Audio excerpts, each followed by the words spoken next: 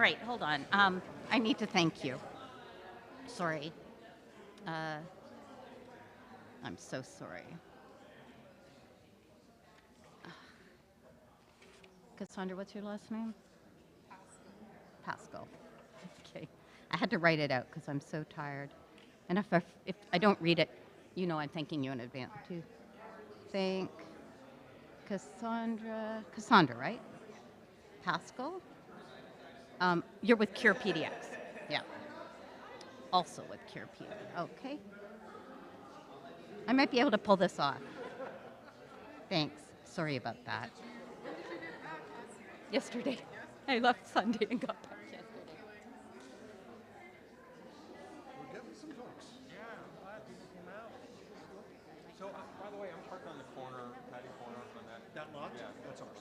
I put a note on my, I'm a little neurotic. No, it's not a bad idea. Around here, it's a little weird. Yeah, yeah. But that's Okay, good. next time you're here, we have parking underneath the building. It's not complicated, but you have to actually know how to drive up to it to get into it. But we can park Okay, there. all right. Anyway, that lot's fine. As long as I'm not I've been towed more than once in this city, so I'm really a little bit nervous about where I park. That's appropriate.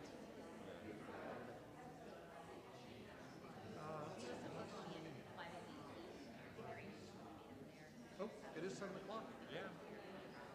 Oh, and I'm being told my wife is watching. Oh, she is? Sweetheart.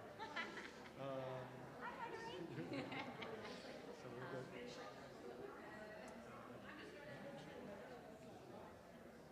We should probably...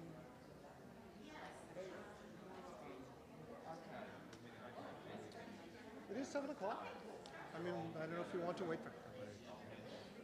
If you want to wait for people for a minute, or we can start. Is this working? Oh, it is. It's working. Everyone can hear me. We'll just give it another minute. Apparently, it's 7 o'clock on the dot. We don't want to don't want to keep people waiting too long. But let's just give it another minute. Thank you. You want to give it a minute?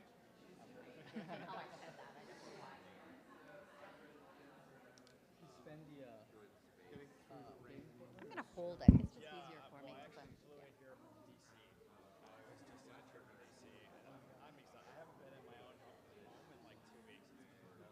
Yeah. Well, thanks for being here, man. So if I look like out of it or a little out of it, it's just the truth. I got 1 hour sleep last night. I don't sleep well in the location, so. Yeah, there were 60 We're on the same page. said they'd come in person. Same There's- wavelength. But I was here all day. But crazy, I was like in meetings all day, so I didn't get to really explore. So Yeah, it's just a really busy time. Just a really busy time. totally. You're staying here. So. I am gonna stay and then I'm gonna take a train actually tomorrow. Yeah. Got it. So yeah, working from here. I'm in Toronto. Do you need this when I'm done? Well, yes. I think we will get started. Everyone can hear me? Yeah? Okay. Wonderful. It's really my pleasure to welcome everyone here to tonight's conversation, Interrupting Contemporary Anti-Semitism. What can we do about it?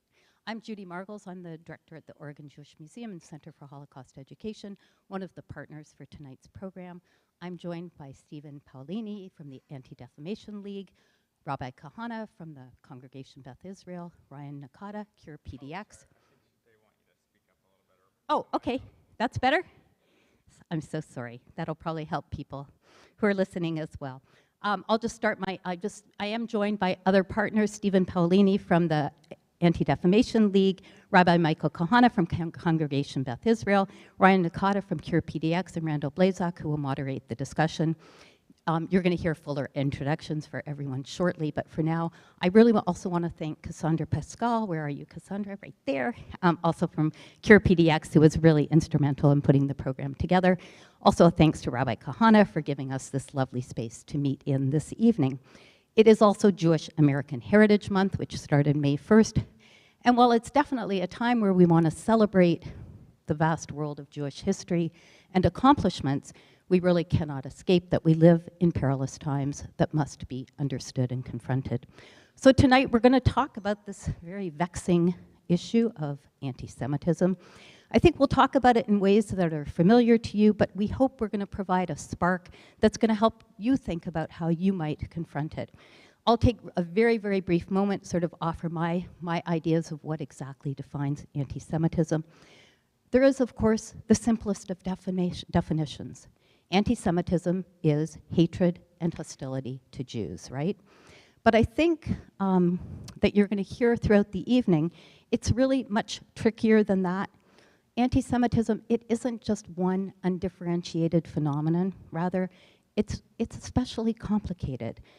It comes in many subtle guises and forms. It comes from a variety of sources, a hodgepodge of attitudes, ideas, behaviors that have many strands and tropes.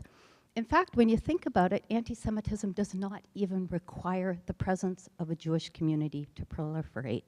One example that comes to mind for me is a country like Japan. There's a really small population of Jews, but there's growing extremism. Another distinctive feature of anti-Semitism that I just want to highlight is that it's actually legalized hatred. Those of us who descended from Jews from the Pale of Settlement, from Eastern Europe, how many here from that area, right? So we're always, or sometimes I think we're under the impression that our ancestors, part of the 2.5 million Jews who left Europe starting in the 1880s, that they left because of lawlessness. And we think, of course, of the pogroms. Of course, the pogroms were one reason for this mass exodus, but we have to keep in mind that in Western and Eastern Europe, there's always been legislation unfavorable to Jews. Systemic anti-Semitism baked into laws of all kinds. Christian civilization in Europe, culminating, of course, in the Inquisition, formalized the viability of centuries of anti-Semitic sentiment. Russian and Eastern European Jews, they confronted laws restricting where they could live, restricting their movement for Jews beyond the Pale. They were forbidden to marry in certain parts of the countries. They were forbidden to hold business licenses, and on and on. Even after the Second World War, we think of the 1948 Displaced Persons Act. That placed limits on the number of Jews who could immigrate to the United States. And of course, here in Oregon, when Jews started coming in the 1840s, they started coming a full decade before statehood. Today, we think of Jews of having interpenetrated into all aspects of civic and personal life of the community. We've been involved in politics, commerce, education, arts, even sports, right? But of course, when Oregon houses a disproportionately large number of white nationalist, hate-based organizations, of course, Randall's going to be able, where are you, Randall? Randall's really going to be able to talk more about that. And we know that these white nationalist movements share a foundational anti-Semitism.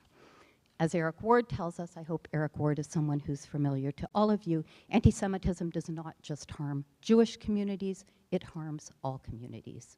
So today's panelists are going to explore the appropriate responses to this form of virulent hatred.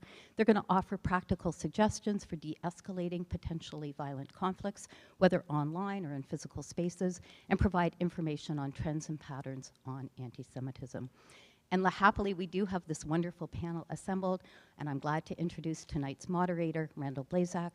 Randall is a globally recognized expert on bias crimes and extremism. He's chaired Oregon's Coalition Against Hate Crimes since 2002.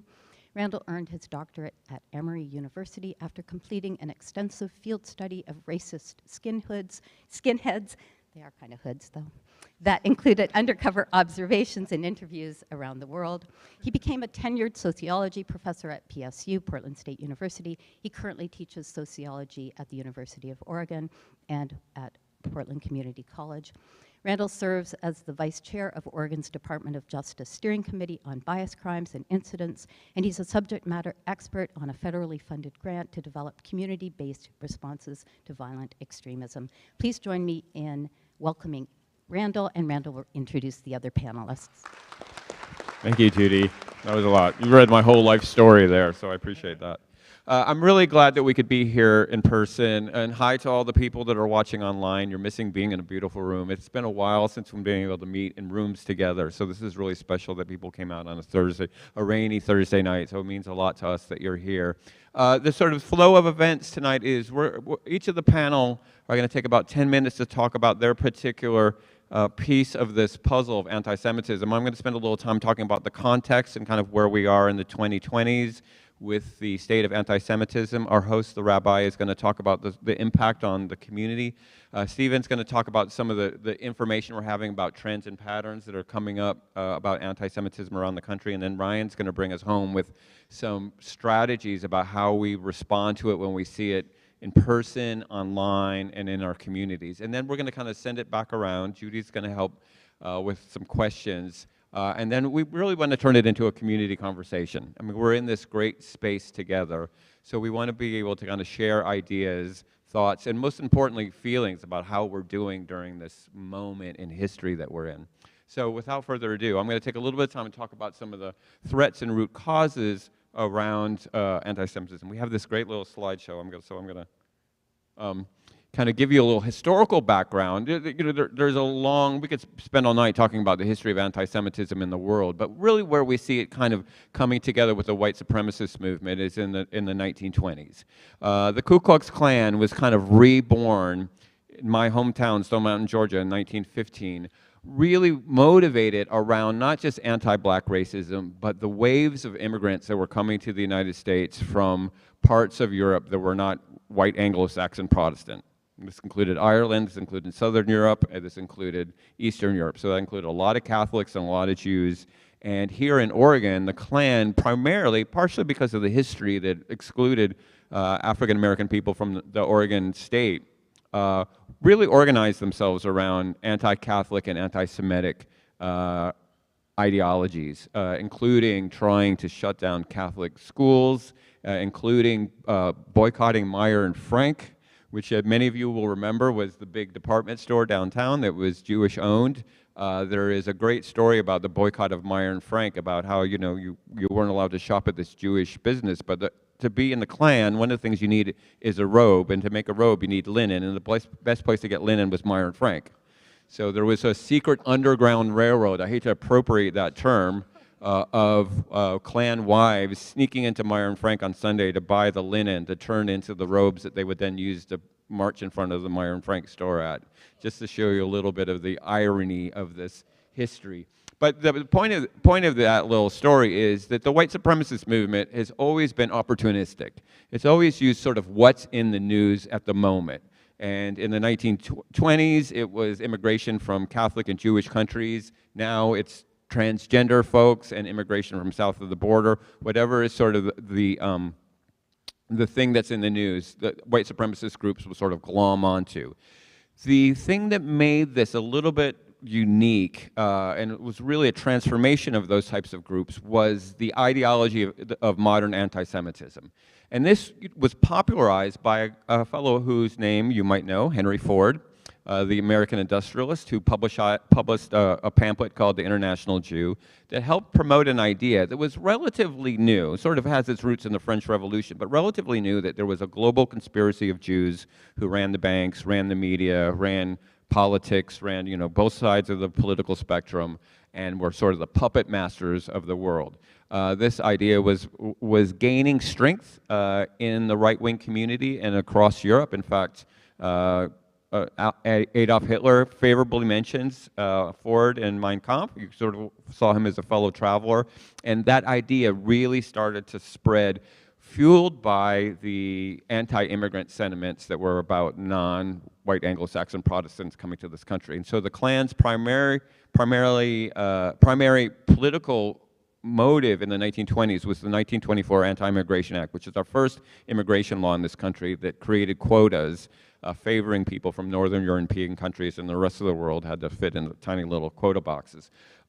These conspiracy theories, especially in the advent of the new media of the 20th century, the radio and movies, and a little bit later television, but primarily radio, spread very quickly, because we were heading into a time of uncertainty. The 20s led us into the Depression, when our economic collapse was felt worldwide.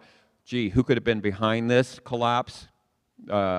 These tropes about Jews controlling the banks became more and more popular. And by that point, by the time we get into the 1930s, white supremacy and anti-Semitism are fellow travelers. They're really woven together in this tight connection. We jump ahead a few years into a time that we can remember into the 1990s, and this is when I started doing my research and saw the sort of the marriage of racism and anti-Semitism almost every day when I was in the field. The anti-government movement really took on this notion that there is a secret Jewish conspiracy. They called it ZOG, the Zionist Occupation Government.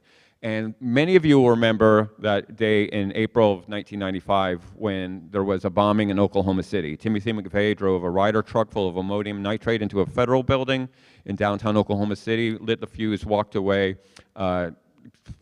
exploded that building, killing 168 people, including 19 children.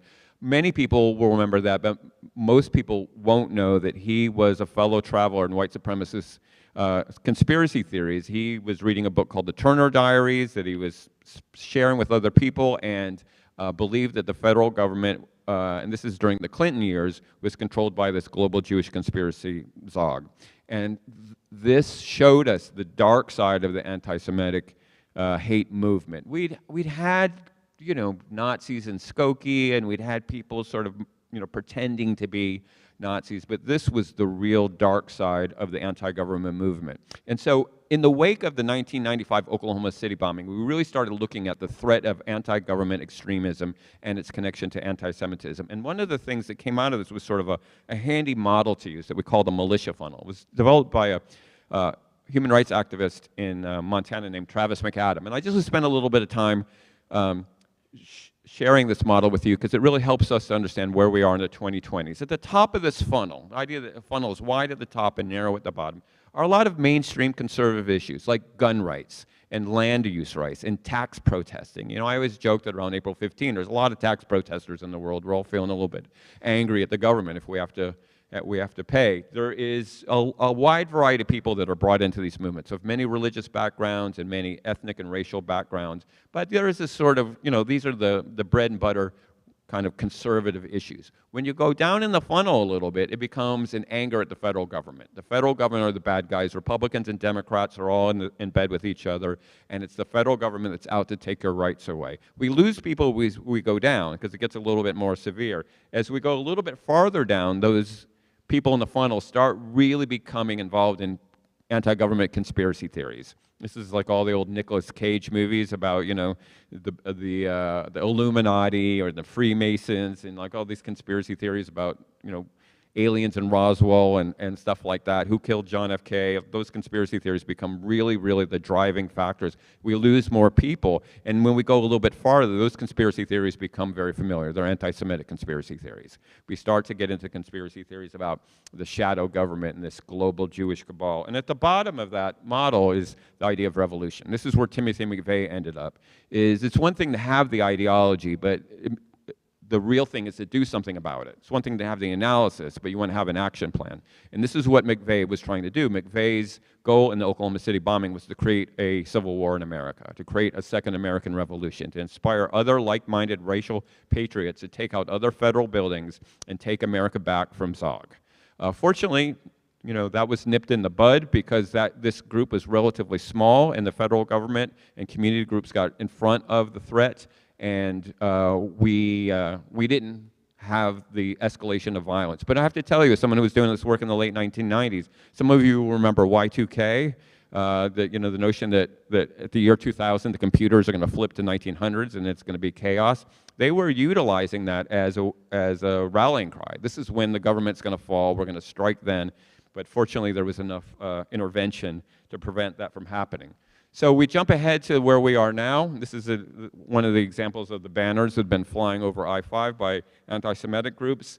And we see some of these new issues coming in that have, again, been sort of co-opted into anti-Semitic movements. So around COVID, the COVID conspiracies, the belief that Anthony Fauci is an agent of the Zionist occupation government, the immunization process is a part of some global conspiracy, that any social issues that we have, whether it's the indictment of Trump or drag queen reading hours, are all part of some global conspiracy theory. If I hear Soros-funded DA one more time, you know, this all ties into these tropes about somehow there's a Jewish control of things. How groups on both the right and the left have utilized Israel and the policies of Israel, whether they agree with them or don't agree with them, as an excuse for anti-Semitism, and kind of conflating anti-Zionism and anti-Semitism has been a part of this. And then the new idea of this is the revolution has been rebranded as the Boogaloo, which is sort of an internet term that they've adopted. But the ideology is the same as it was for Timothy McVeigh, that there is going to be a revolution, there is going to be a reckoning, there's going to be an awakening, there's going to be a civil war, and that is going to purge this conspiracy theory. So this conspiracy. So when we go back to the funnel in the 21st century, we get sort of the same thing. We get sort of the same conservative issues like gun rights and taxes and land use. We bring in lockdowns. We bring in things related to COVID that brings a lot more people into the funnel. If we think about the militia funnel in the 1990s, the stereotype is a bunch of, rural guys in Montana who are building bunkers in their backyard and arming up and have lots of canned goods in their bomb shelters. Now we're talking about suburban moms. We're talking about people that are angry because they can't send their kids to school, and that the funnel gets incredibly wide during the COVID era. The anti-government sentiment is rebranded as the swamp. Rhinos, Republicans in names only, like everybody in Congress is all guilty. They're all on the same side. And so the anti-government rhetoric is still there. The conspiracy theories get infused by QAnon, which, if you know, QAnon is sort of a bizarre conspiracy theory that believes in sort of this notion that there is this deep state and it's connected to Hollywood pedophiles led by Tom Hanks. I mean, it just gets stranger and stranger and stranger the more that you go into it. You go a little bit farther and it becomes the same old anti-Semitic conspiracy theories. This is, again, Anthony Fauci is part of it. But at the bottom, you get the same revolution, which is the now been branded as the Boogaloo. So the danger now is that because there's more people coming in at the top end of the funnel, we're getting more people down at the bottom. And where we saw that was on January 6th. And if you're following the news, you know that there were 4 Proud Boys today that were convicted of conspiracy to commit sedition. Because they were down at the bottom of the funnel, and their goal was to bring people farther and farther down. So talking about, and this is something we could spend a lot of time on, but I'm just briefly going to talk about what are some of the social drivers into this funnel, is we're going through a lot of change, right? This is no longer a WASP nation. We're incredibly diverse. We're incredibly multi-ethnic and multicultural. We're also having economic changes. People aren't working at the factory anymore. They're working at Walmart, and they don't belong to a union, and they don't buy a house when they're 21 anymore. All that has changed, and people are trying to understand why this economic change has happened. We've got this dark web that is really good at generating a lot of these conspiracy theories, and people like Tucker Carlson were really good at going into the dark web and finding these conspiracy theories and then publicizing them on mainstream TV. We've got social media. I mean, in my day, when you wanted a conspiracy theory, you had to go to the library and go to the John F. Kennedy assassination section and spend a few hours trying to find out, was it the Cubans? Was it Marilyn Monroe? I mean, who killed John F. K? Now all you have to do is just pull up your phone and go onto Facebook or TikTok or wherever, and all these conspiracy theories are right there for you. We have some people that are very charismatic that are spreading these stories and these ideologies and these tropes, including the former president, including people in mainstream media who are incredibly believable, and people just are connected to them personality-wise and listening to these conspiracy theories that are not coming from the strange guy on the corner. They're coming from leaders of our world. And then we also still have these hate groups that want to take advantage of these things. And so where we are now is thinking about what is the impact. I know I had to put his picture up there sooner or later. What is the impact of mainstreaming these conspiracy theories? These things have been with us for 100 years about the global Jewish cabal that are now being repurposed in the COVID era. So I'm going to now turn the microphone over to the rabbi to talk about the impact of this on the community. Wow, thank you. I can't believe you did that in that period of time that you had. That was amazing, and I'm learning so much. First of all, I want to take your class, and it's been, I think we all have a lot to learn. I'm Rabbi Kahana. Welcome to Congregation Beth Israel, and to those who are watching as well. And I do want to give a shout out of appreciation to our ASL interpreters, and a thank you to Jewish Family and Child Service for providing the funding for our ASL interpreters. We're really excited. I told them when they came in, we've been wanting to do this for a long time, so we may never let them leave.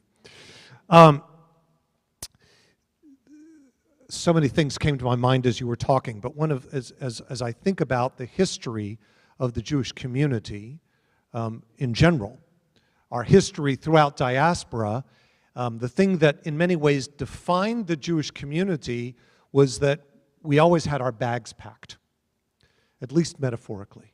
There was always the sense that no matter how comfortable we were, some new king, some new group was going to come along and something terrible was going to happen and we would be forced to leave.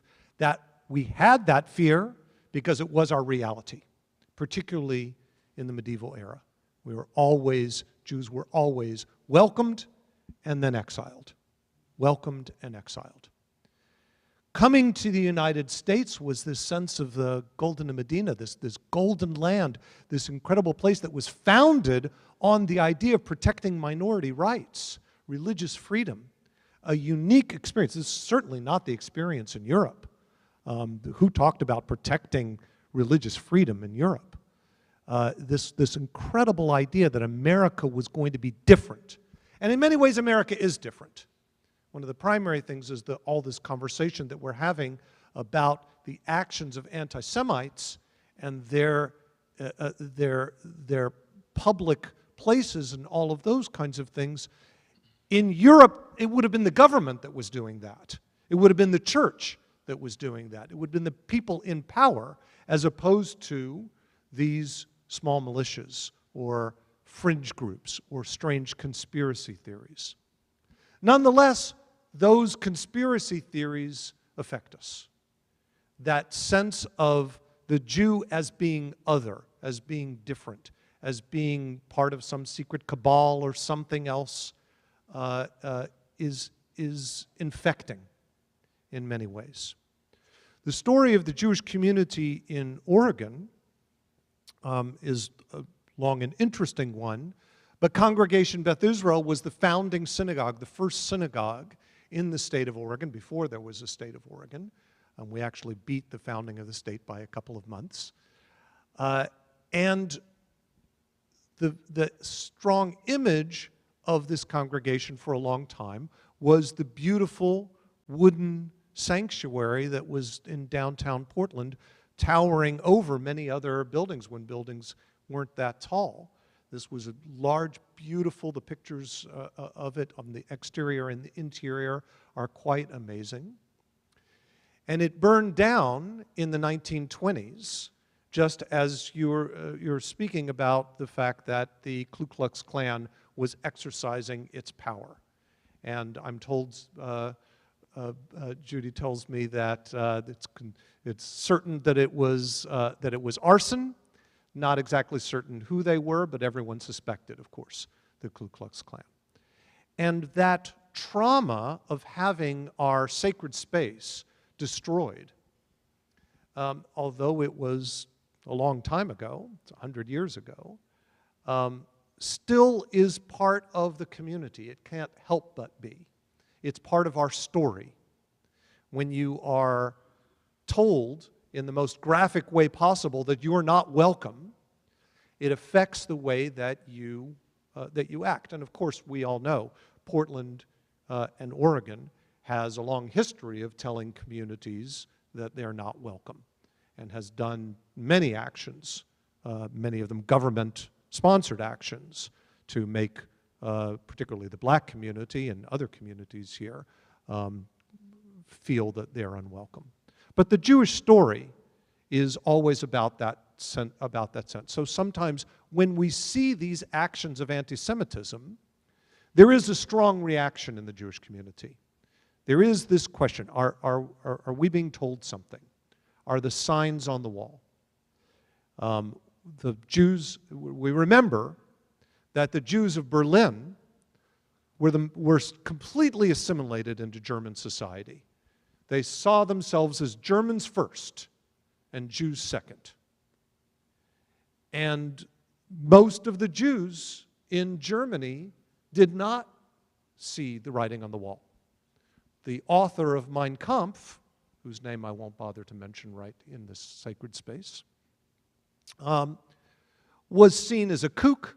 His followers were crazy. You know, what could they possibly do? You know, that's just that strange fringe element, much in the way that we tend to think about some of these strange. We talk about QAnon and we laugh at Jewish space lasers. If only I had the key, darn, right?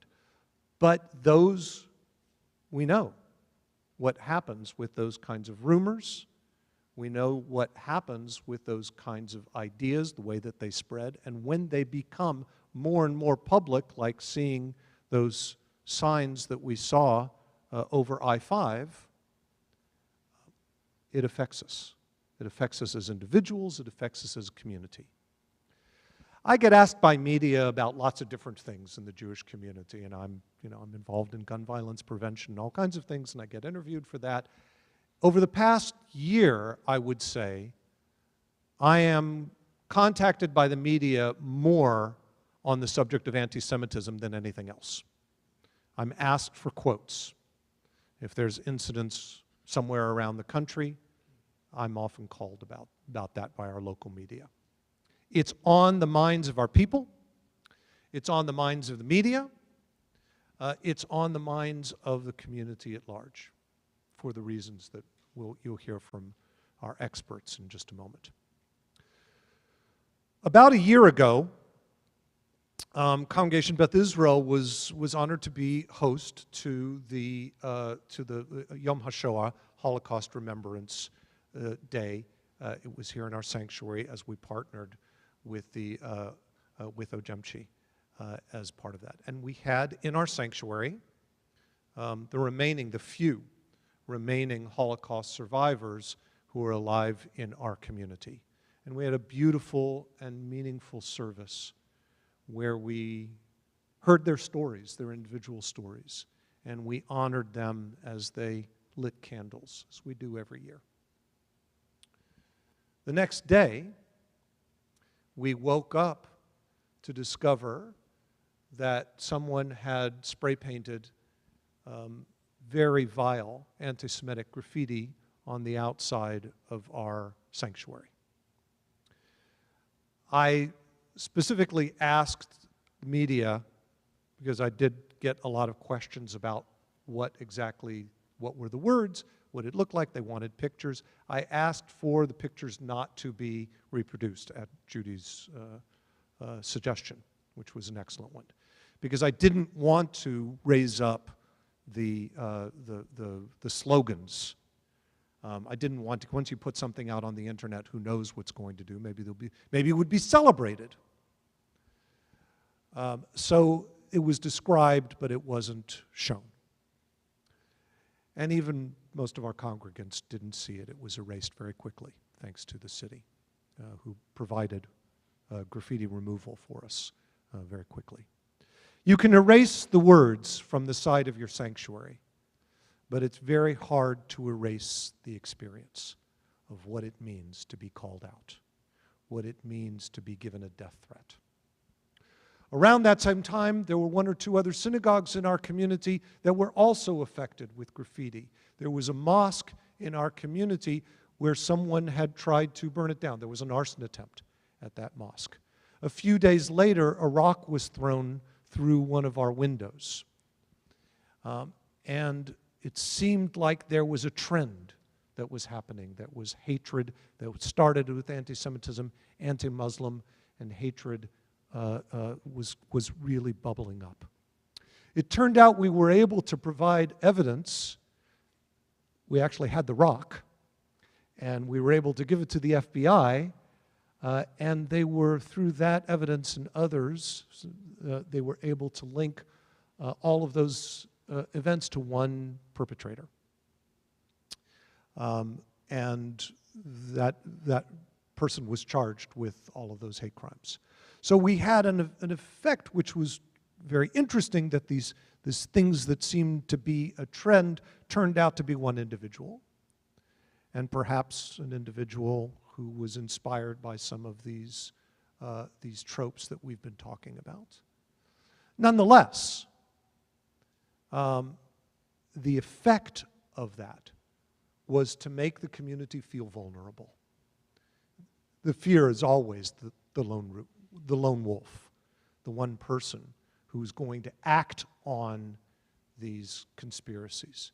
Because it is one thing to hold these beliefs or whatever, or spend your time on the internet talking. It is, of course, very different when someone picks up a rock or lights a fire or, God forbid, brings some other weapon. And so there is a real sense of vulnerability in the community of what does this mean?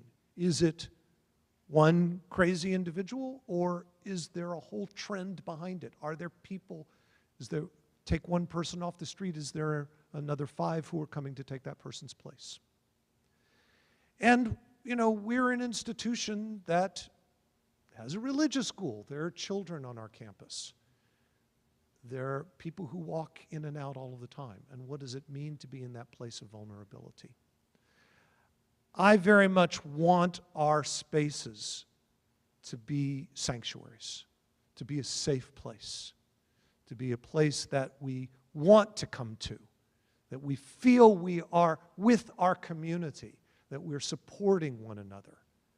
And God forbid, a place that people feel like, if I go there, I'm a target. I haven't heard that. I don't think that that's the case, but I fear that people will have that effect. So we are doing all of the things that we need to do to make our place more secure. But that's complicated too, right? When you start upping the security and making security more visible and making that the thing that we talk about. And I think, you know, on our board, it is a conversation all the time about how do we deal with security. We were fortunate enough to receive a Homeland Security grant, which enabled us to do a certain level of security that we hadn't had before, which is all fine and good and terrible that that's what we have to do. That's how we have to treat our sanctuary, our place of safety, our place of community. And I never want our place to feel like this is a place where someone is not welcomed, where someone walks in and feels like there's a barrier, that they have to walk through a metal detector or something like that. I mean, I hope we never get to that kind of level. But of course, we have a responsibility to keep people safe. And we'll do what we need to do to keep people safe. But here's the question that I think we all really are asking. What do we lose when we do that? What do we lose when we live in fear? What do we lose when we're suspicious of someone who walks into our space whose face we don't recognize? What do we lose when we're not quite sure how public we should be? I really worry about that, because I believe in this country. It is a remarkable country. It is a place that has afforded freedom to the Jewish community, to all communities, in ways that are, in the history of the world, remarkable. And it's a place where this hatred also festers. And in recent years has been given public platforms that are unimaginable 20 years ago. And that's what I fear. Are we seeing a trend? Are we seeing a change in the way that we understand our place in this country? Are we seeing a change in the way we see our place in the city, in our community? Where ultimately is safety? Where is sanctuary? Thank you.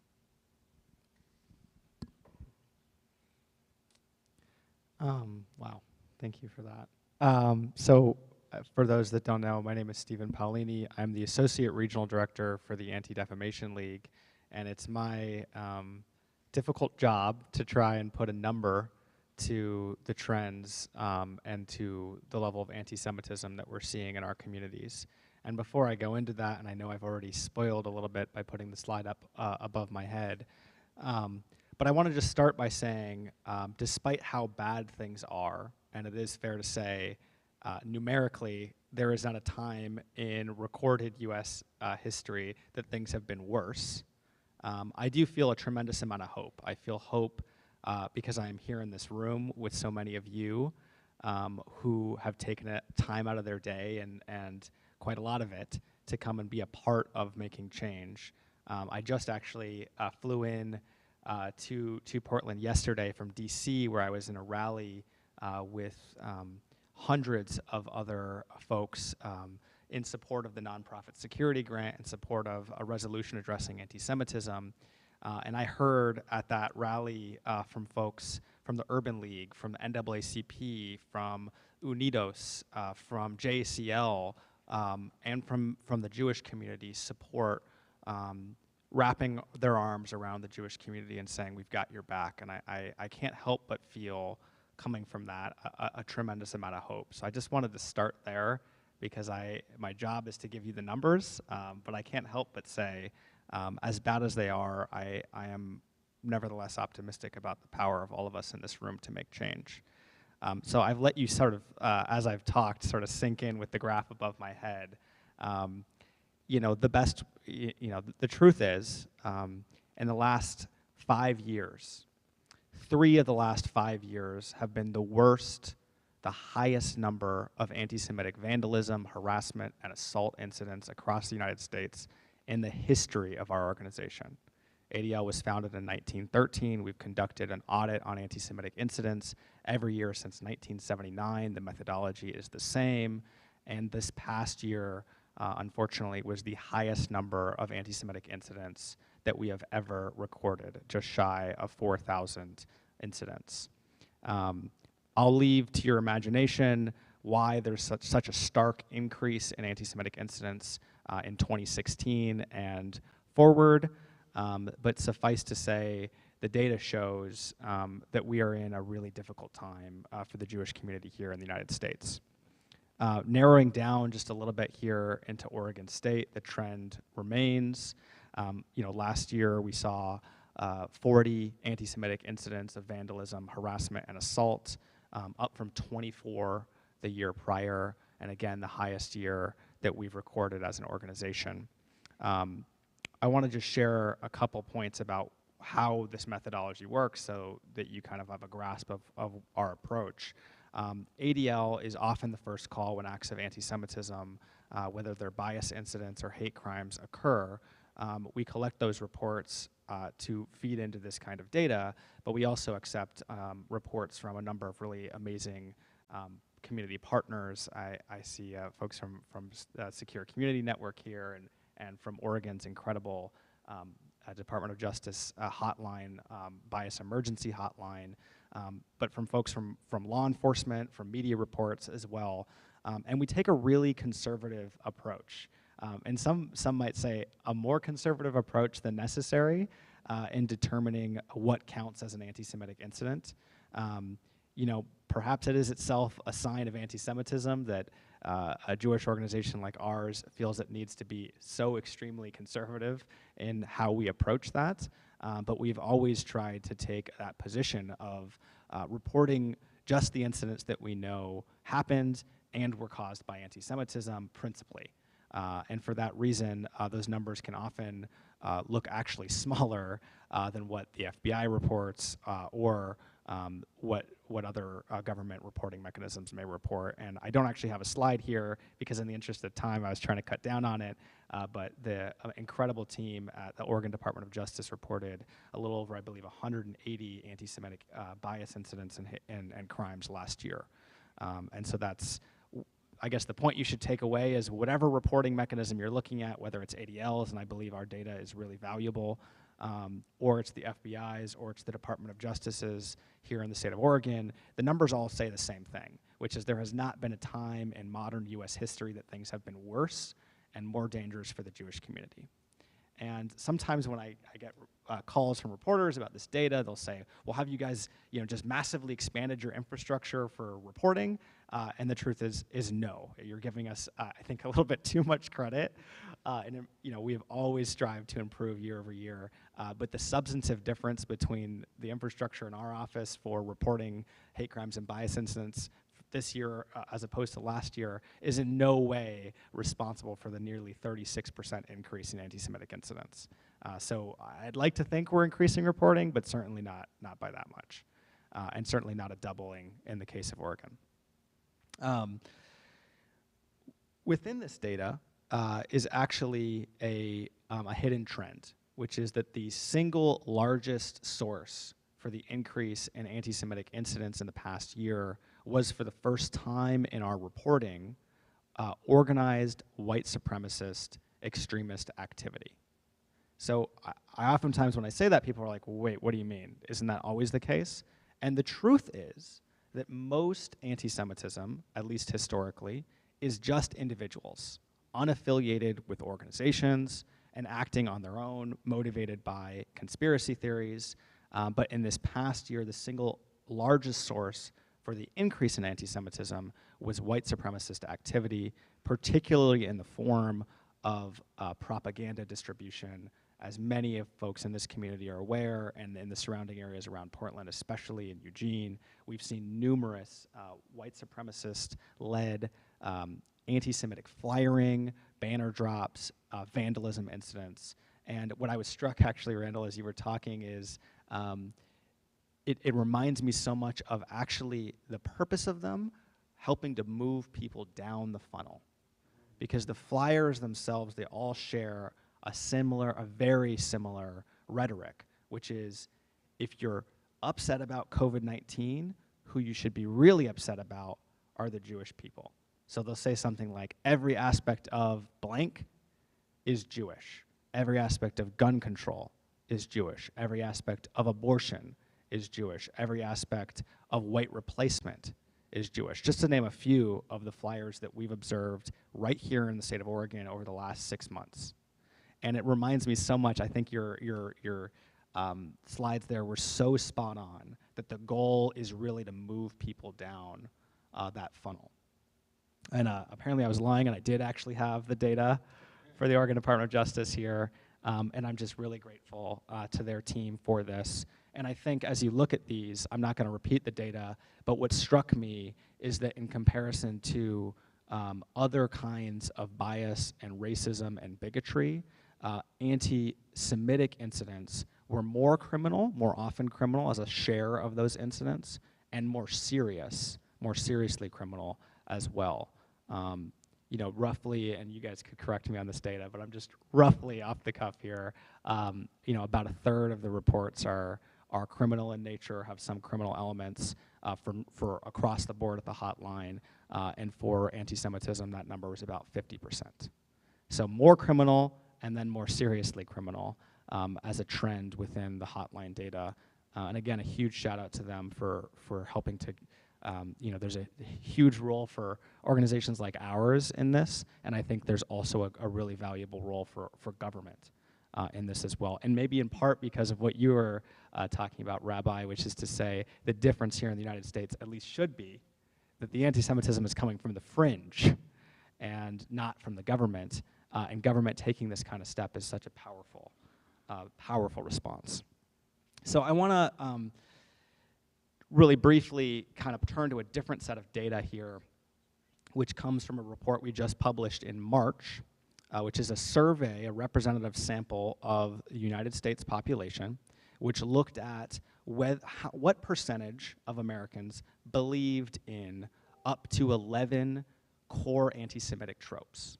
So these tropes were things like Jews control government, Jews control media, Jews control banking, Jews take care of each other more than they do, others, Jews are more loyal to Israel than they are to the United States, these kinds of core anti-Semitic conspiracy theories.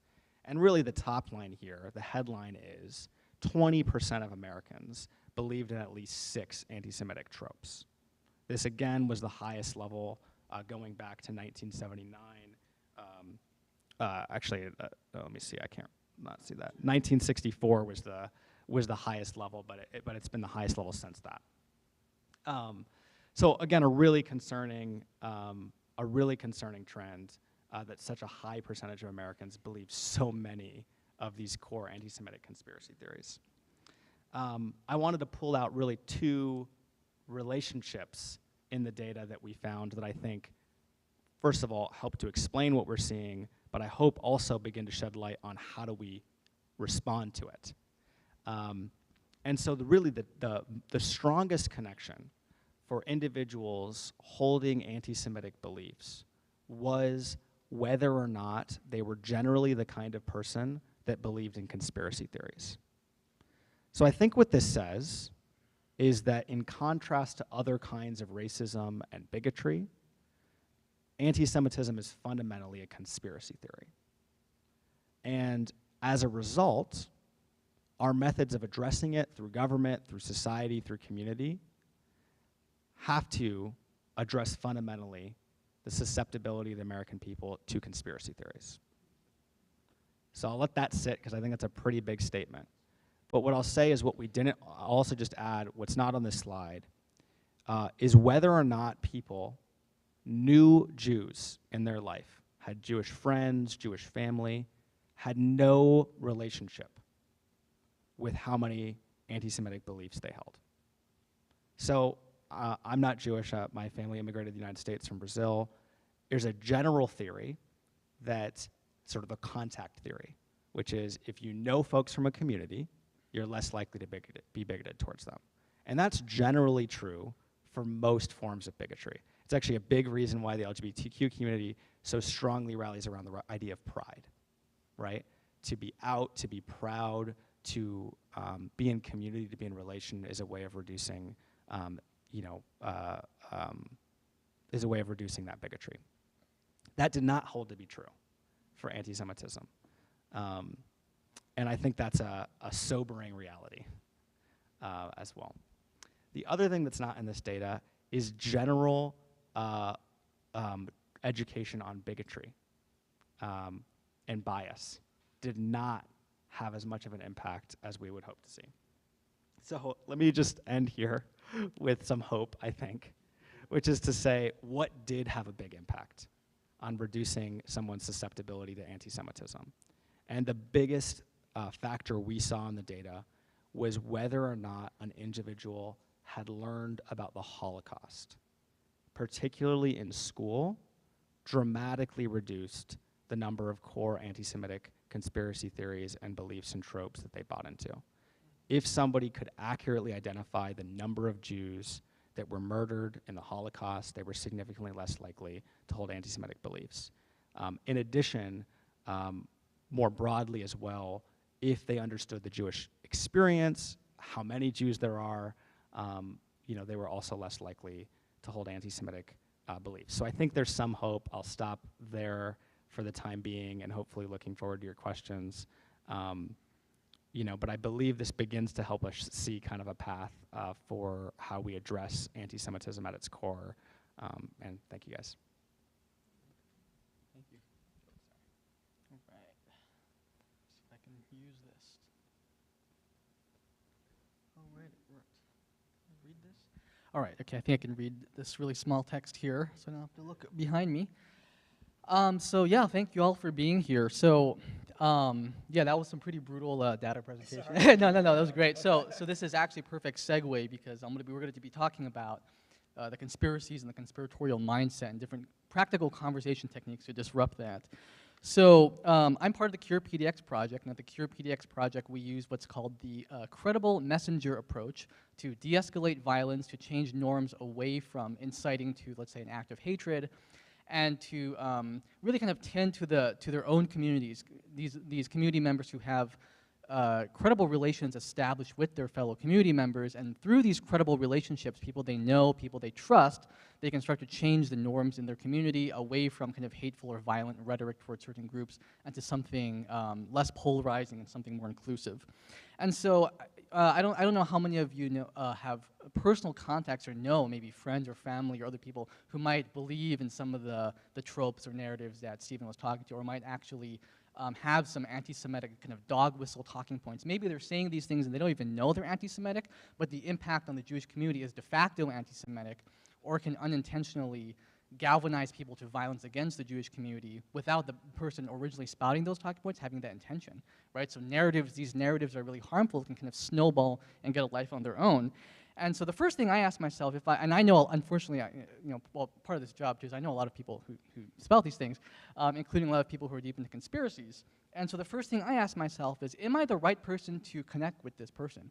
Do I have credibility established with them? Would they listen to me? Would my pushback or voice have any weight when I talk to them? And even if you're not the person to have these conversations, to initiate some of these difficult conversations with friends or family who espouse anti-Semitic beliefs, maybe you know somebody, or you know somebody who knows somebody, and you can talk to them to have that difficult conversation, maybe equip them with some conversation techniques we'll go over in a second, and start to leverage their credibility to start to hopefully change people's minds away from this kind of conspiratorial, totalizing, scapegoating mindset. So this is what the methodology our project uses. So before I get into the techniques, I'm going to talk a little bit about the human brain and why the theory from biological anthropology and evolutionary biology on why we are susceptible to these kind of bonkers kind of conspiracy theories that Randall was talking about.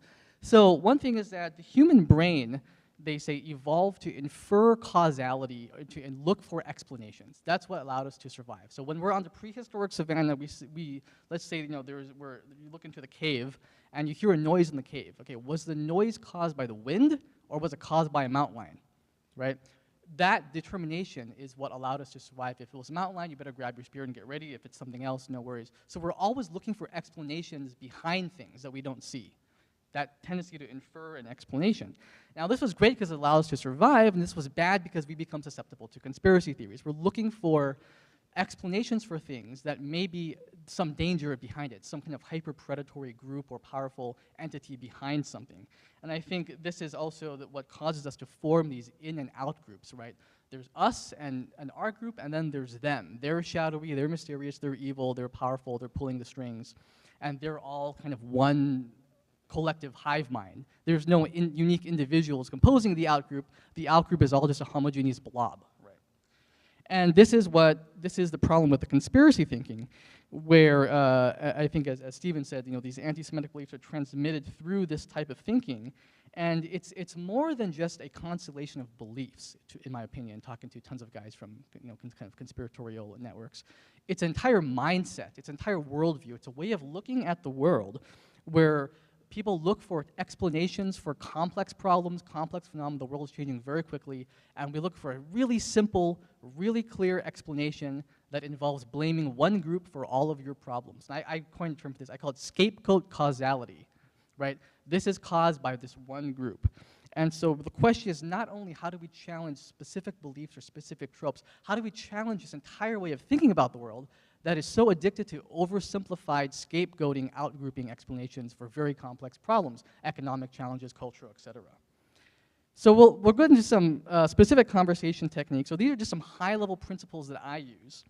So the first thing is to generate complexity and finding ways to replace these oversimplified scapegoat causality narratives with multifaceted, credible explanations. And they actually did scientific studies where if you just try to challenge someone's view, like, oh, you believe this view, and that's not correct, here's what the facts say. If you don't actually offer an alternative explanation for the phenomena, this leaves a black hole in people's head, and you'll make the bad explanation hyper-salient to them, or they'll just find a new bad explanation to back it up. So you have to, it's not only calling someone out, so to speak, but you have to offer a credible alternative explanation for the phenomena. So the example with the Great Replacement narrative that you were talking about, Randall, it's not so much challenging the statistic that the white population in America or in certain US country, European countries is declining. You're challenging the explanation for why that is. Well, it's complex. There's immigration. There's all these other cultural factors, demographic changes. It's not because there's one, cabal of Jewish whatever conspiracy pulling strings, orchestrating the downfall of Western civilization, right? So the statistic might have validity, but the explanation needs to be challenged and then replaced with an affirmative one. The other thing is deconstructing vague, nebulous abstractions and generating new neural associations. So I actually have a friend, he called himself a 99% or 99% Ashkenazi, and he was saying that when he was a kid, he heard a lot of explicitly anti-Semitic things in his environment, and as he got older, the dog whistles were refined over time, and instead of saying explicitly like Jews run Hollywood, it became they. There's some kind of nebulous them, they over there, and that's where all of these kind of tropes kind of hide in this. So one of the key things we were talking about is getting more specific and breaking down these nebulous, shadowy, vague, outgrouping notions into something much more precise and much more specific, and getting people to challenge that kind of really clunky, low-resolution thinking. And the important thing is, how do we challenge beliefs? How do we challenge someone's beliefs while building the relationship with them? So they're not going to shut down immediately, but you can actually continue to challenge their beliefs over time in a kind of iterative fashion. It's not going to happen overnight. There's no silver bullet. It's a long process of having these conversations, being very patient, doing a lot of listening. And our project also offers trainings on how to do this. If you want to come to one of our workshops, we can practice for a few hours. So this is an acronym that Cassie came up with, full credit to her. I did not come up with this clever thing. We call it Band-Aid. And this is kind of the process of conversation that Cassie captured. So the first one is building rapport, making the person feel comfortable. So connecting around something that's not politically or ideologically charged. Connect as a human being, find some common ground, and then start there. The second one is important. It might be unintuitive, but it's acknowledging any valid points or underlying concerns someone has.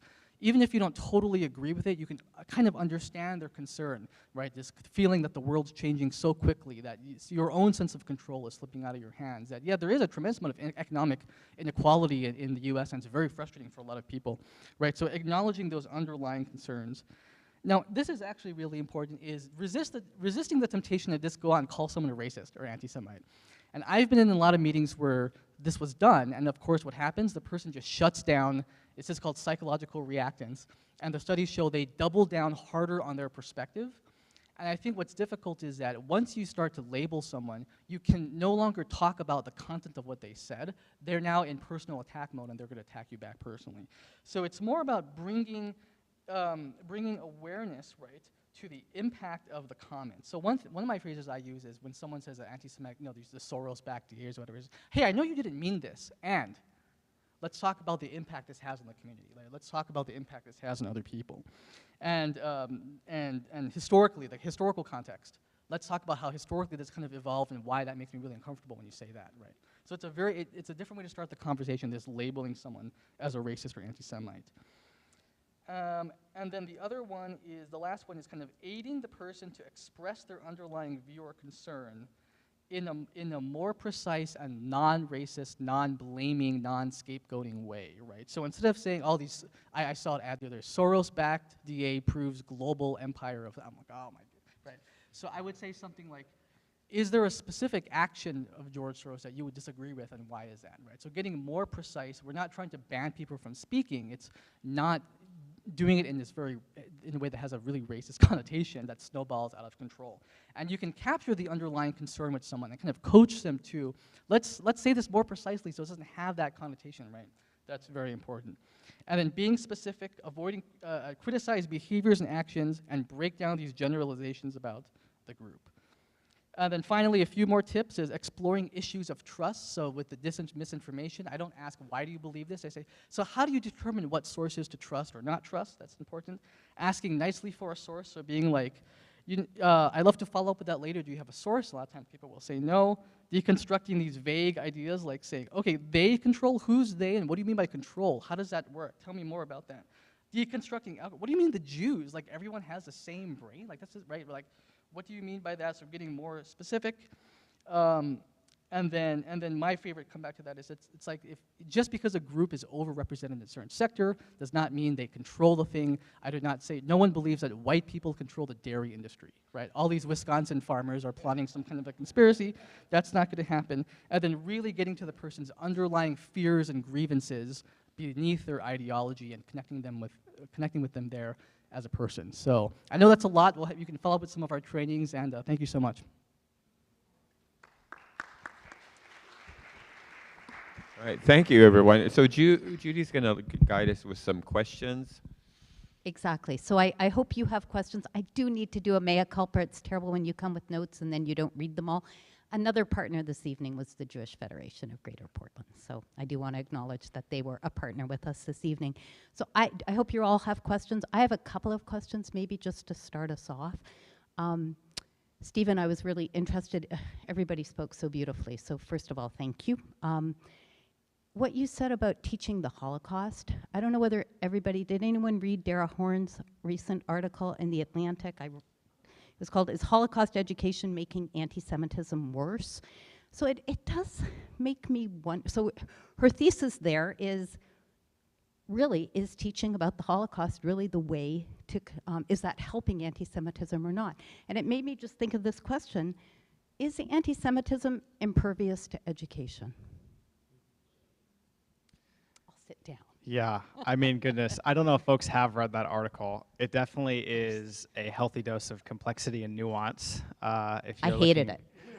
for your daily diet of complexity, I would definitely recommend reading that. I don't know how to answer that beyond to say I really disagree with that concept, and the research does too. I think it is true that you have to understand what is different about anti-Semitism from other kinds of bigotry and hatred and bias. Like the way that anti-immigrant bias functions or anti-black bias functions is fundamentally different than the way that anti-Semitism functions. And accurately understanding the Jewish experience and particularly the Holocaust really gets at undermining very core tenets of anti-Semitic conspiracy. And for that reason, in the research and the data, it shows that it is really effective at reducing anti-Semitism. But I really value the last part of your question too, which is to say, because I'll be honest, right? ADL is, I don't say this to be arrogant, the largest non-government anti-bias trainer of both law enforcement and in K-12 institutions across the United States. We do anti-bias programming in K-12 schools in every state in the country. Literally hundreds of thousands of students participate in those programs, and we believe in the power of education. And so when our own research says, hey, we're not sure how effective that is, yeah, it's a sobering thought for us to say, are we doing this right? And I don't have a perfect answer for you there because, boy, are we now interrogating the heck out of that data to like figure out what the right answer is. But I will say it also at the same time spoke to, if people understand, I mean, I think of the Kanye West debacle, and again, I'm not Jewish, and so there was so much I don't know about this experience. And my boss turned to me as she was working on an op-ed about it, and she said, Kanye West has more followers on Twitter than there are Jews on the planet. And my brain kind of exploded a little bit because I was like, that can't possibly be true, and of course it is. And I think for so many folks, like just your conspiracy theory that Jews control the world is pretty undermined when you realize they're less than 2% of the US population, right? And certainly understanding the way that they have been institutionally and historically targeted really just cuts it and makes those, well, if they're so good at controlling the world, how come so many countries were, I hate to say it this way, so successful in their efforts to expel and exterminate Jews? So I think that's core is in the data, but you're totally right. It's a sobering thought. I just want to add something quickly to that, or hopefully quickly. Last year, I spent 2 weeks on the Poland-Ukraine border, bringing supplies into Ukraine and bringing very traumatized kids out. And on my last day, I thought, well, I'll do something a little bit different. So I went to Auschwitz, which I'd been talking about for 25 years, 30 years more, but I never actually been. And it was incredibly powerful. And there may be people in this room that have done that trip. And I had my first panic attack. It was snowing on an April day, and to be in this place. And one of the things that struck me while I was there is I spent my life doing work surrounded by people who believe the Holocaust didn't happen. And when you're standing there under the gates and you see the incredible effort and manpower to build these camps, including the camp next door, which is purely for extermination, there's no word to describe it. It's more than sobering. But what you experience when you're there, my family isn't Jewish, but it is connected to the Holocaust. The theme that is really sort of behind all this is the word trauma. You know, there is incredible trauma on a hate crime, something ranging from a microaggression, somebody saying you ought to get out of this country, or you're well spoken for, to something that's more serious, like a criminal offense, to something as massive as genocide. There is this theme of trauma, and where this discussion of the Holocaust becomes a tool is everybody understands trauma now. We now, thanks to the sacrifice of our veterans, we really have a working understanding of how trauma works. Everybody in this room has probably had some traumatic experience in their life. I was in a car crash on Saturday, and I don't want to get in a car. You know, I've got like trauma, as we all do. It's something that we can all relate to. And when we have this conversation about the types of trauma that we cause, it opens doors to this communication about bias and anti-Semitism, because we can start with death by 1,000 paper cuts, that type of trauma, and then we go all the way to Auschwitz, and we understand there's sort of a similar thing that we do to each other.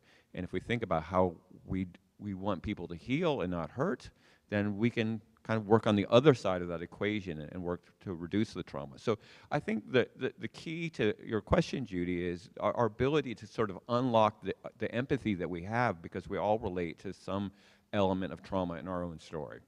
And there's certainly nothing grander than in terms of scale of the trauma associated with anti-Semitism.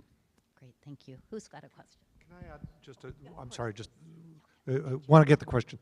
But this issue of trauma, I think, is something that is important. I'm really glad you brought that word, and that's something that we hold, and something that I think that we share with the Jewish community shares with others who are affected by bias crimes in America.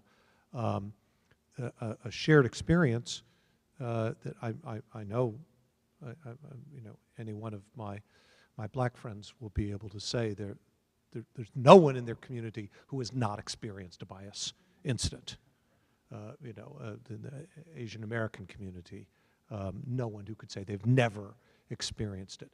And when I talk to, I teach in the religious school, my high school teens, every one of them can tell a story of a bias incident. That is part of the reality of America. That's part of the story of what it is to be othered, is that there is this trauma, and it's an internalized trauma. And some of it is really profound. The middle school experience is a terrible experience anyway. We all survived somehow, but we remember what that experience is. And when you add anti-Semitism or other kinds of bias onto that, and I'll take that middle school experience because it's fresh for me from a story that I have from a family. The kids pick up on what's in the world around them, so they use, you know, Nazi symbols, and they use the bias crimes, the hatred that Tucker Carlson is putting out. They've never watched Tucker Carlson. They don't need to, right? It's in the atmosphere, and they repeat it and weaponize it against their colleagues, because that's what you do in middle school, and it infects. It infects our society. When we say, what does anti-Semitism do? What does bias crime do? It infects all of us, whether we see it overtly or not. And I think that's part of why we're having this conversation, because we all are minimized. Our society is lowered. Our ability to see the humanity in another person is lowered by all of this, by all of these hate crimes. First of all, every person in here gives me hope. I'm seeing people I don't know, which is unusual when I go into a Jewish place, you know. And the presentation here is fantastic today. And this may be picayune, and if it is, let's just get on with it. But at the same time, Randy, when you talked about the funnel, and I think it's really important who gets into that funnel.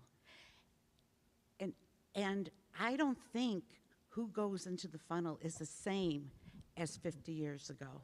I think, you know, when we were saying mainstream conservative, well, anybody that knows me knows I've never been fond of any conservative movement. And with good reason, because I understood what comes out of it, and that's this. But I would say that now there's some, those entering into the funnel are almost like with Vaseline. They could slide down much easier than before. And so I'm not sure that's an important point in all this, but I do think it's important to understand probably when we get to remedies. And like, fantastic, I don't believe you're not Jewish. And I know Matt's big in ADL, and it's very, very exciting to be here. So anyways, just maybe you can comment to me on that. Well, I mean, it's true. There's more people being brought into the funnel, and it's a quicker, you're absolutely right, it's a quicker route down, and that's facilitated by social media and the internet. I mean, the conspiracy theories, it just comes fast and furious. You used to have to sort of spend time and go down, down, down, down, down to get to the Timothy McVeigh level, and now it's like a rocket ship. Okay, so you already understood. Yeah.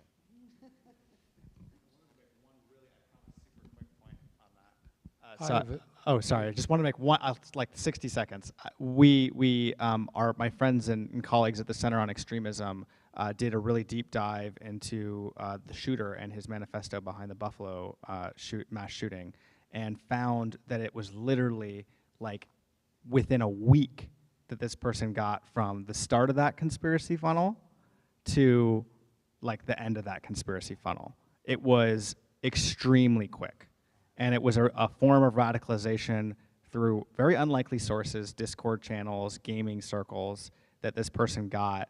I mean, it was like a month from start to finish, and it was really, really quick. And I think that is a new facet of the problem for sure. So sorry, I just wanted to make that. I apologize. What is the white Anglo-Saxon Protestant community doing to combat anti-Semitism? Anyone want to take that?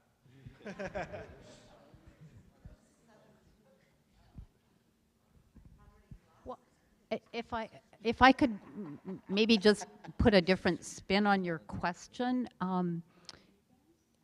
you know, I just lost my thought. I could take a stab at it. I've been on so many different events in the past months. I'm trying to keep them all straight. But it was either this past week or the week before. There was an amazing event put on in Kirkland, Washington, that came out of a series of white supremacist anti-Semitic firing incidents in East King County, and it was actually a number of different church groups that reached out to friends of theirs that were on the board of ADL, within the Jewish Federation, and at local synagogues, and said, what can we do to help? And totally, and this is like music to my ears, because as awesome as ADL is, we have 2 staff for 5 states that cover sort of putting on community programming and incident response. And so, you know, this is an amazing event. We had, I think, like 10 events in the last like 3 weeks, so it's been a whirlwind. But this was actually all volunteer run.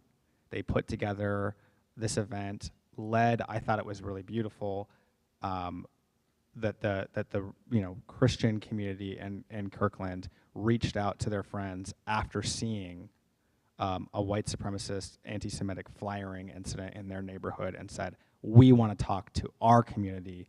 Would you be willing to help us do that and figure out how to do that? And it was an amazing event. So it happens, yeah. I could speak to that as well. We're now 10 years since Tree of Life shooting in Pittsburgh, 11 years. Sorry? 5 years? Okay, my sense of time. There was COVID in between, so it was 50 years ago. It's 5 years, whatever that amount of time was. On that, immediately afterwards, I was actually out of the country, so Rabbi Joseph helped to organize a rally at Temple that brought together leadership in the community, political, religious leadership on our pulpit, gathering community together. We received so many letters from church groups and just others in the community around, just offering support, saying this does not speak from us. We had the same thing after Dallas. There's been a number of those kinds of events where there has been direct outreach from other groups, this kind of thing that you're talking about, Steve. That happens too, and that doesn't get as much attention. And it is important to recognize that many people want to differentiate themselves, separate themselves, and say, we're not part of this conspiracy theory. We don't ascribe to it, and we are here for you. And we try to also say, and we're here for you. We, as a community, we want to stand with the Muslim community when they're attacked, which happens far too often. We want to stand with all of our different communities, because that is in many ways how we get through this. We really do it together.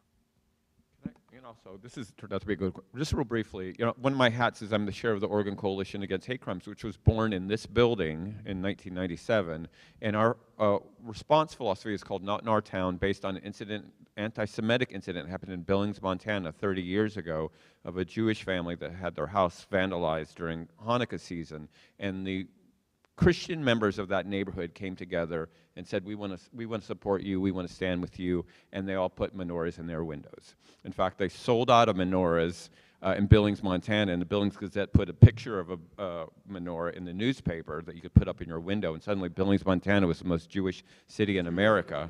And what that Not in Our Town response does is says to the perpetrators, I might look like you, or I might pray like you, or I might love like you, but I'm not with you. But more importantly, in a sense, to the victims, in this case it was a family with a 5-year-old girl, I might not look like you, or pray like you, or love like you, but I'm with you. And it helps deal with their trauma and their healing. And so the answer to your question is, when something affects a group that's not us, we show up for them. We show up and say, we're not with those people, we're with you. We stand with you.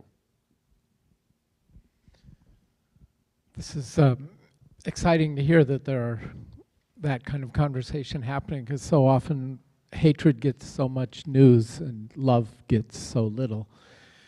But my question is more personal. Ryan, I really like the Band-Aid thing that you displayed, but I'm curious about, on a real personal level, and you're reacting to someone,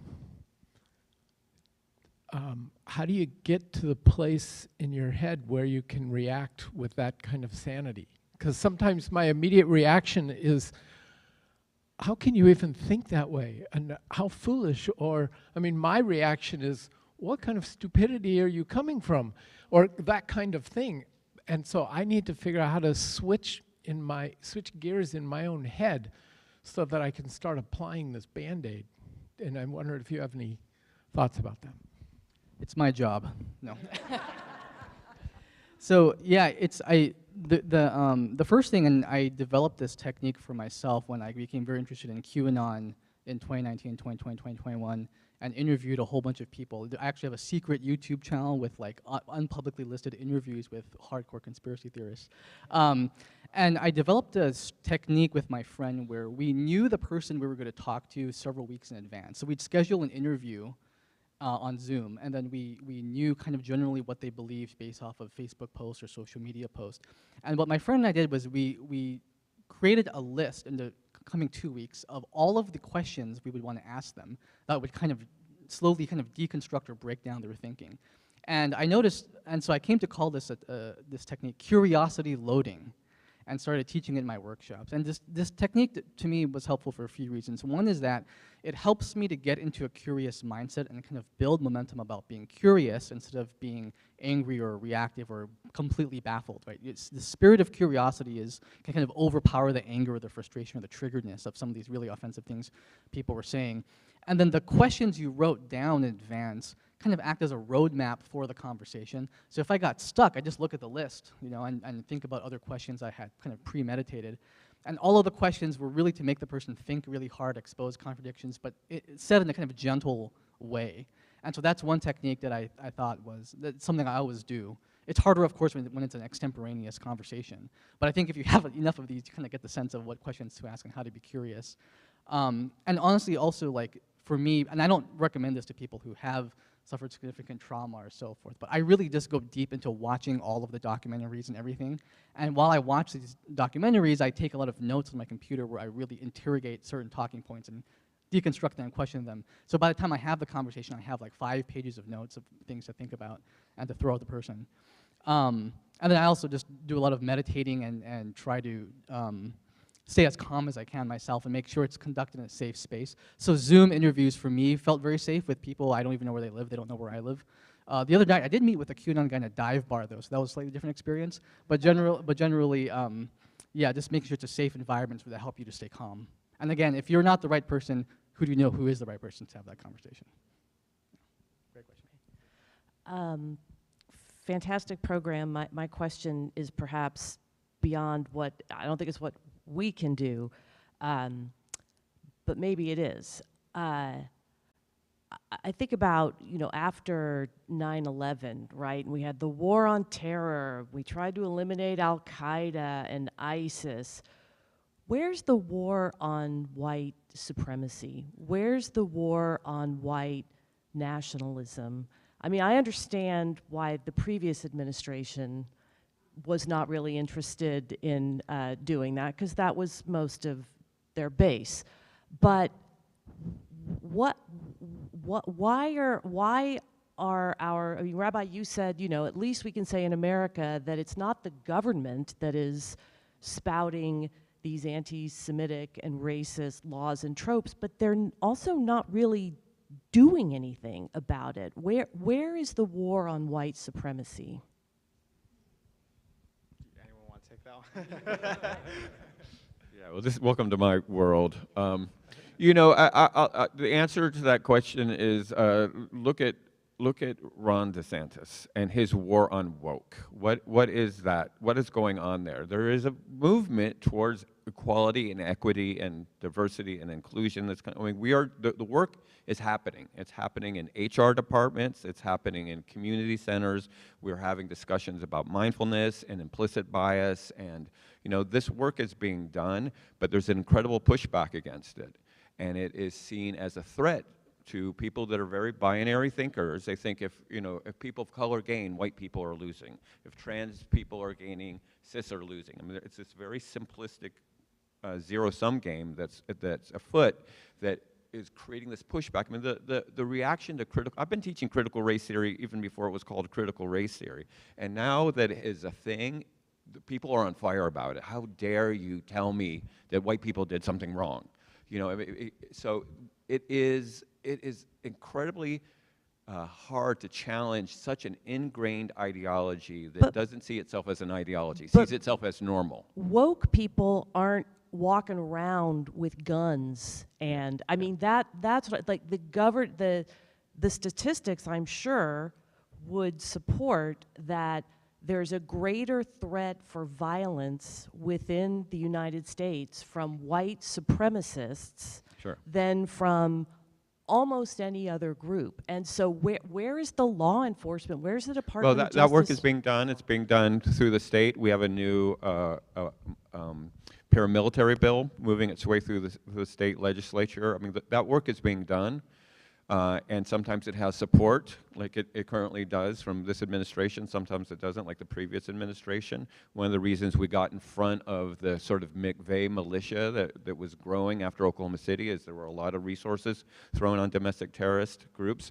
So they're sort of, when you say white supremacy, they're sort of the armed groups that you're talking about. And then I'm thinking about the people that just hire people that look like them, like that version of white supremacy that's sort of insidious in society at large.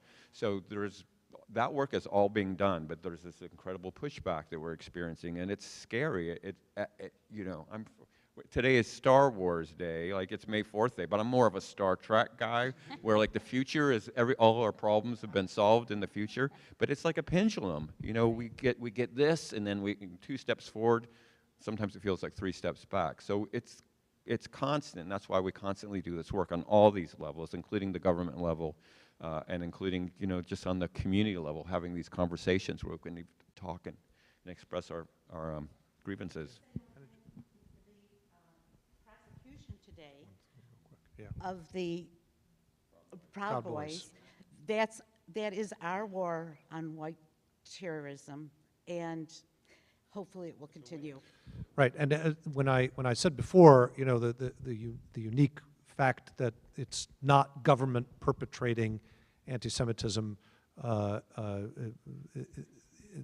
uniquely in Jewish history, it is also law enforcement that is obligated to do something about it.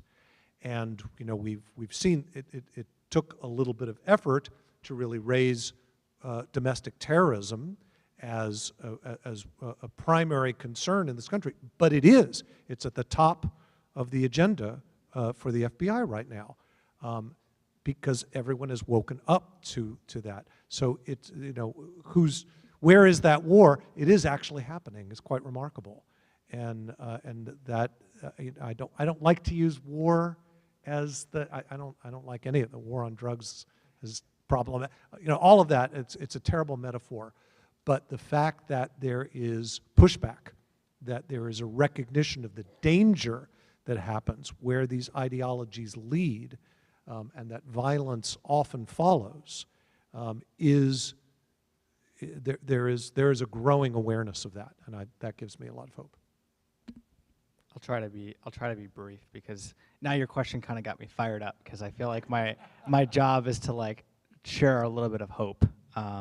But I do think, and I feel in this room, I know I keep pointing over to my friends here, but Faye and Johanna are here from the Oregon Bias Response Hotline, and I feel like they are a representation of really positive change to support the Jewish community, all communities, and to fight white supremacy. And there's really, you can come at this in a lot of ways, right? You can come at this by holding perpetrators accountable, and we should. And, I love your example, Ethan Nordine from Washington State being, convicted of seditious conspiracy today is a huge statement from the Department of Justice that, yes, we are going to hold you accountable for your actions. But I also feel, my job at ADL is fundamentally when people call us and they're looking for help and they've experienced a bias incident and a hate crime. And I have to say, the difference of what we're able to deliver from a service standpoint to the victim, answering this question, what do you need to feel safe? Right here in Oregon, it's so much better because of their amazing work at the Bias Response Hotline than it is in other states. And I'm responsible for 5 states, Washington, Oregon, Idaho, Montana, and Alaska. And when I get incidents in Oregon, I feel, I hate to say it this way, I feel better because I feel and I know that I can deliver more for them because that this structure by government exists. And I sometimes it breaks my heart because I'm in Washington and I'm like, I wish you lived in Oregon because I literally could help you more. And so I hope that's a little hope. I wanted to add one last piece, which is I was in this conference in DC, ADL's National Leadership Summit, and I got to hear from Deborah Lipstadt, who was appointed the U.S. Special Envoy to combat anti-Semitism. And that is the first time that there has ever been an ambassador-level position to combat anti-Semitism. And she spoke of a recent trip to Germany, to Auschwitz, and to other sites, and spoke of meeting with her colleagues, other special envoys to combat anti-Semitism in some 26 countries, and the power of that collaboration. And so, is there hope? I absolutely believe there's hope. And I will also say, look out very soon. The Biden administration has been working with ADL and other partners and the Special Envoy on anti-Semitism to establish a national strategy to combat anti-Semitism. And I'm not going to say to you, I'm not going to lie to you and be like, this is totally going to pass the Senate and the Republican-controlled House, because it's not. But we can begin to establish a framework, and I believe there's a lot of hope. And I can't leave this conversation without just pointing again to this amazing team that's in the room tonight, right? And that means a lot to me too. And it shows that government is taking this question seriously, and that matters. So, yeah. Yeah, no, Stephen, I'm really glad you mentioned Deborah Lipstadt. I was going to mention that too. And of course, there was a summit on anti-Semitism in the White House last December. Right. I think that is also really important to mention. Did you have a question? I lost my question. Couple of things. First of all, as far as the Holocaust, I very much believe that Holocaust, well, I'm a grandchild of a survivor. Well, my mother was a survivor. But anyhow, the point is that I'm saying when I went into schools, it's not that we taught the Holocaust as, the kids looked at it as a compartment. Once we start decompartmentalizing it, it becomes an anti-genocide thing. So we have to look at ourselves as Jews, not just as survivors of Holocaust, because I mean, they've been a bunch of Semitic things prior throughout our history, but as ones who are anti-genocide. And once we start understanding that, and maybe bringing kids together of all faith, once they have their Jewish education, to start, talk about differences, talk about celebrations, talk about common things that they have, family, tradition, love, support. That would be a viable tool for future anti-Semitism, number one. As far as conspiracy theory, sure, it's existed forever. I mean, even in the 1800s and the 1700s. The problem is that we have the internet now, and everything is an instantaneous answer. Everybody looks for a quick answer because there's just so much disruption that's going on through our minds, through the world, through everywhere. So, I think we have to think of a way of battling that as well. I'm not saying with Bing or whoever Google is coming out with, especially with artificial intelligence, we really have to put a lot of thought into this in terms of how quickly do we want an answer. So.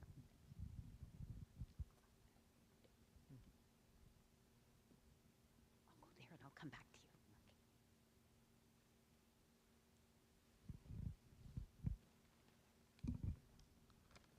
Good evening. So, Jews do not actually control the world. Yeah, I am. To disrupt Jew hatred, we have to disrupt the conspiratorial mindset by being credible messengers. I heard several people say that. Well, this conspiracy theory is based on a distortion of a fundamental insight that we have to affirm and speak the truth. God does control the world. There is one God in heaven and on earth, and the Jewish people have a covenant with that God and have testified of this for over 2,000 years. Even Jews who are irreligious or atheistic, they still, by association, have an aspect of that sanctification by the command, if I can call it that. And that's why Jews are hated, not because of their race. The anti-Semitism is a modern phenomenon that was used to make traditional Jew hatred into something that was scientifically respectable. They're hated because they have a covenant with God. And as such, they represent an alternate political reality to that of Christian dominionism or of Islamism or of Enlightenment rationalism. These are various ideologies based on the principle of anti-Judaism. I refer to you this book by David Nirenberg, who describes how this Western civilization is built on anti-Judaism. The question is, what are you doing to fulfill that mission of being the light to the nations? As it says there, Mitzvat Hashem me'irat einayim. The command of God gives light to the eyes. So to disrupt the conspiracy, you have to give light to the eyes. Teach the universal message of the holy law as it applies to God-fearing Gentiles and to non-Jews in your community. The quote from Exodus 19, "You're a holy nation, a royal a kingdom of priests," that's quoted by Peter, the apostle to the Jews. In I think this first or second chapter of his first epistle, he calls them exactly that, the royal priests of the holy nation. And that's been appropriated by the church, who under the theory of the abrogation of the Sinai covenant, the supersession and replacement of the Jewish people, have been the source of most Jew hatred for the last 2,000 years. And I could quote John Chrysostom, Ambrose, Tertullian, Martin Luther, a whole bunch of others, and this is where the Nazi movement got a lot of its basic ideologies. It amplified them and turned them in racial terms. So the question is, on the front of this building, outside, it says, my house shall be called a house of prayer for all nations. So how are you being credible messengers to teach this to the nations and to give the light of the law as it applies to the Gentile nations in order to refute this error and to bear witness of the truth? That's a rabbinical question. Feels almost a little rhetorical, yeah. Thank you. Well, look, you made a complicated statement, and I'm not sure I'm going to agree on the theology. The issue I think that you are underlying is chosenness, and chosenness is problematic in many ways. I was brought up with the ideology that absolutely God chose the Jewish people, and God chose the Christian people, and God chose the Muslims, and God chose everyone. There's always choice. There's always special relationship. I have to disagree. I don't think that anti-Semitism is born out of that special relationship that Jews have with that covenantal relationship with God. It's born, the roots of anti-Semitism are deep and complicated and extend back through the medieval era. They'll go in lots of different places. I don't think that, as with all bias crimes, you need an actual reason to hate. It's not rational. There is not a rationality that's behind it. So I think that what are we doing to spread light? Because I do believe in this. Mitzvat Adonai, that God's commandments do give light to the eyes. It is our this is Jews talking to Jews. This is our responsibility of how we experience our own relationship with God, which is not greater than anyone else's relationship with God. This is what we do. And I think I am called, I believe, by my Jewish tradition, to be out into the world, to stand present for others when they're oppressed, as I said earlier, to be the best person that I can be, and to hold the belief that I think my Jewish tradition teaches, that we have work to do to make the world a better place for everyone. We're all engaged in that, and so I think that's part of it. I don't think that's going to combat anti-Semitism. I don't think we do good in the world because it'll make them love us. that's not going to counter it. I think that what we're hearing are these really fascinating techniques about how we engage in conversation and not demonize the other, and not play that same game, right? We're brought into this. You people, right? You are this, and we can't play that game. We can't play that game back. We have to say, you're a human being. You've got your problems. You've seen and you've found this solution. I really want to disagree with. I want to call into question this solution that you found, right? Let's explore that. I think that's powerful. That's a powerful exploration. I was just told the time. The time has gone so quickly. Maybe if someone has one brief question. Yes, I'd like you to discuss recent spate of book bannings and dropping courses out of curriculum and so on. We've seen where that leads. That sounds like you're. Don't do it. Well, you know, we're just going through a culture shift right now. I mean, this has been a WASP society and been dominated by WASP culture and WASP norms, and we're a nation of immigrants. We're constantly changing. We're granting equity to folks who haven't had it before. So there's a lot of people that are challenged by that, and there's the pushback. You know, it's a teeter-totter in their minds, and so if somebody's gaining, we must be losing, and we're seeing a pushback, and we have to use some of these techniques and to find the common ground and help those people. It's not us and them. It's not us good people and those bigots. We all internalize a lot of the same things that the bigots believe. We just don't know it. So to have these conversations, including what we're doing tonight, it goes to undo that us versus them mentality. I really want to thank all of you, Randall, Rabbi Kahana, Stephen, Ryan.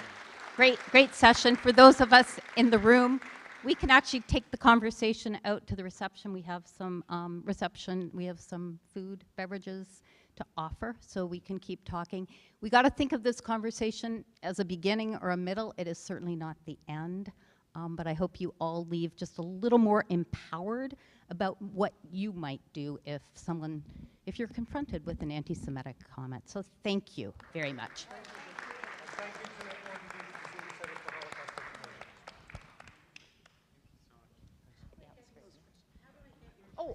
Actually, I did forget. Use the QR code because there are a number of resources, and I think we're going to try and get them on our website.